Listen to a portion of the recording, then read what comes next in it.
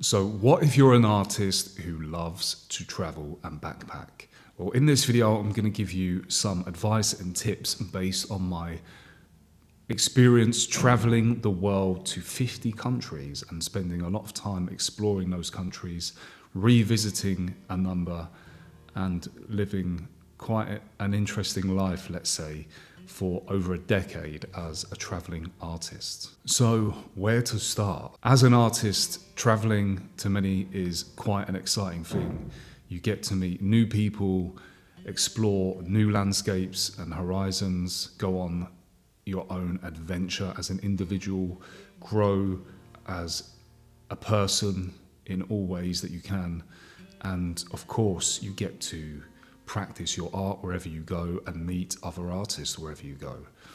One thing that I found early in my backpacking journey through Southeast Asia and then moving into New Zealand was it was quite easy to neglect my art practices and stop doing it, basically, due to how much I was experiencing in the moment on these trips, which was, for me, was absolutely mind-blowing.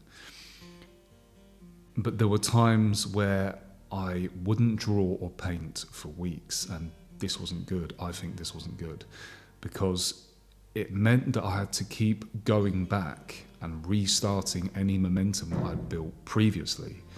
And this, a lot of the time, was really, really difficult to do.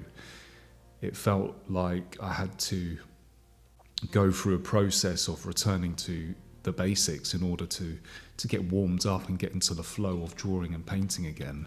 And at the time, I was doing a lot of digital art. I was not long out of university. I had studied and graduated in games design, and I was doing a lot of digital painting. I was self-teaching myself that as I was at uni, because they were focusing more on 3D work and modelling.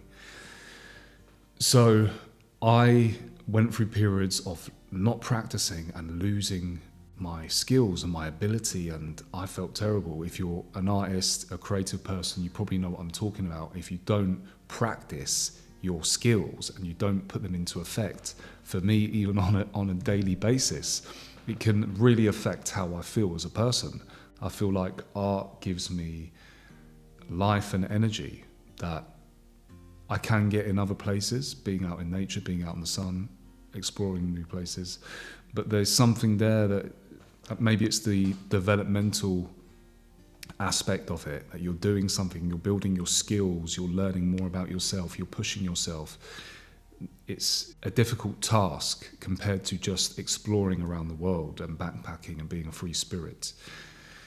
So there were many times afterwards, once I'd recognized this pattern, that I did make more of an intentional effort to make sure that I would practice more often at least in my sketchbooks. And I'll take ones like this, which for me anyway, just dropped my pencil. For me anyway, this can fit in my back pocket. It's a small enough sketchbook, and I'll take this out and about and sketch people in public. I did a lot of public life sketching, but I'd also make sure in countries that I visited, such as Australia and New Zealand, that I would attend life drawing classes, which is what I practiced in England. I would seek out art drawing groups and classes that I could attend. That was in Australia in particular. When I was in New Zealand, when I first arrived, I knew that I wanted to do something art related, but I wasn't sure exactly what I was going to do. And I remember taking my book, my iPad, which had PDF books on it, I forgot the name of the island that's in Queenstown. If you're from New Zealand, you probably know what I'm talking about. It's this little bit of island that's basically sticks out from the lake, and it's a beautiful park inside, like a mini forest. You have a beautiful walk, and you have these little benches scattered around in nature. So one day I sat on one of these benches underneath a massive tree, and I was reading a PDF book on my iPad, which was a book about success and right thinking. And at some point during this book, I had let's just say, a flash of inspiration. Some would say it's intuition. Some will say it's a higher aspect of yourself. Some people will say it's a guardian angel. Some people say it's your subconscious mind, on and on. Whatever it was quite clear to me. One word that appeared in my mind, and this isn't the only time that it's happened. I was just sitting there silently on the bench, absorbing this book and being still and in the moment in nature. And this thought in my mind that entered my mind was gallery. So it was just very clear to me. It was like almost like an instruction. So I decided to take that instruction or command seriously. I immediately packed away my iPad in my bag, picked up all the other stuff, whatever I had around me, and okay, I thought to myself, right, I'm going to walk into town and walk into the first gallery that I can find, the first art gallery that I can find, and see what's happening. So that's exactly what I did. And when I went to the first art gallery, I remember feeling nothing really. I walked in there were people there. There was nothing that really stood out to me. I didn't get an impression from anybody. There was just nothing really there. So I thought, okay, well, I'm just going to try another gallery then. So I left that one. And I knew of a second one, which was not far away from where I was living, right in the centre of town. The difference when I walked into this second one was massive. Like immediately I was welcomed.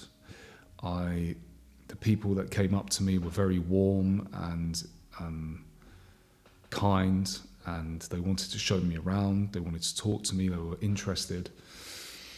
And I remember there was another English guy who was a few years older than me, and I met him at the time, and his name is Samuel Earp. And long story short, I ended up sharing a gallery, a studio space, a shared studio space with him in this gallery for at least 6 months. I can't remember the exact time. It was a long period of time. And built up an amazing friendship with him. And Sam took me out plein air painting, which in oils, I started to paint properly again in oils. I'd only really dabbled in it in bits here and there before. And Sam helped me become a better artist. I was sharing that studio space with him.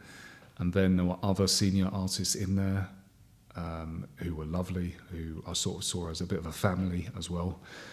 And this all came about from me being still and quiet in my own space as a creative person in nature and being open to, let's just call it intuition, some kind of guidance, a flash of inspiration, and then acting upon that. And what came from that was a lot of artistic growth and development, an amazing friendship, which we still are very close to today. Samuel Earp Artist, you can check out his channel, he's killing it. And just a really good part and very important part of my life. So basically the lesson from this is to be open to doing things spontaneously, paying attention to your intuition, listening to your soul, your spirit and your soul, be guided by your heart. A lot of people might be like, what on earth are you talking about? But just being open. But I think in order to do that, you need to be quiet and still in moments. And magic can happen when you're on these adventures and journeys. It's almost like people can come into your life that can really make quite an incredible difference.